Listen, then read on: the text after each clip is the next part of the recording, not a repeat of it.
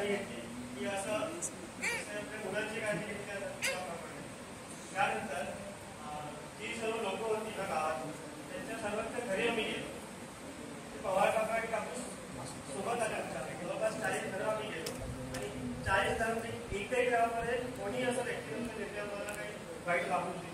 सर्वांनी खूप प्रोत्साहन केला, आम्हाला साथ दिली सर्वांनी आम्हाला. आणि मेडिकल कॅम्पलाही आम्हाला चांगली गर्दी मिळाली. त्यानंतर कम्युनिकेशन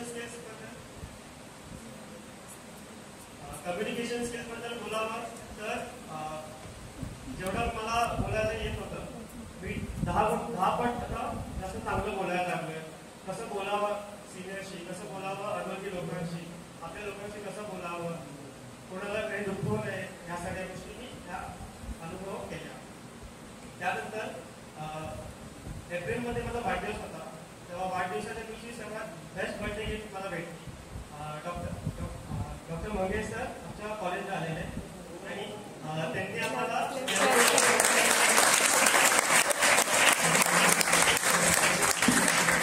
सेवाकृत भारतबद्दल माहिती दिली.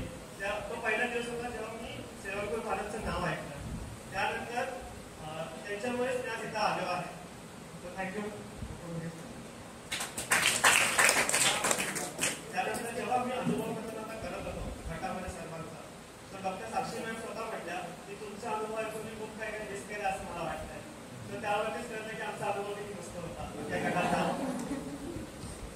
त्यानंतर गट क्रमांक 3 आता इथं बोलायला येण्याच्या आधी मला खूप भीती वाटत होती. पण माझ्या सर्व गटमधल्या सदस्यांनी मला खूप साथ दिला, त्यामुळे मी आता इथं बोलू शकलो आहे. So thank you. गट क्रमांक 3. आम्ही एक सर्वा सर्वे